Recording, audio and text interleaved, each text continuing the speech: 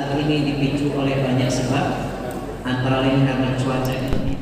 Ketua Pimpinan Wilayah Muhammadiyah Sumatera Selatan, Ridwan Hayatuddin, dengan tegas menyampaikan dukungannya terhadap belasan anggota Muhammadiyah yang akan maju dalam pemilihan umum 2024. Beliau menyatakan kesiapannya untuk secara aktif membantu dalam memperkenalkan para calon tersebut kepada masyarakat dan berkomitmen untuk mendukung partisipasi anggota Muhammadiyah dalam proses demokrasi, mengamini nilai-nilai yang diusung oleh para calon.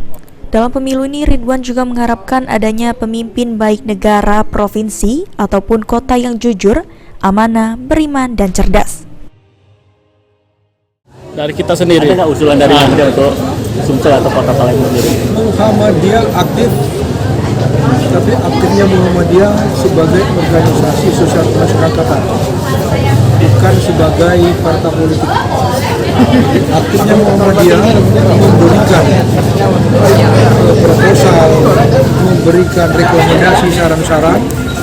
Bahkan kalau memang ada di antara kader Muhammadiyah yang punya kemampuan, punya keinginan, kita dorong, kita endorse. Irawan, PAL TV.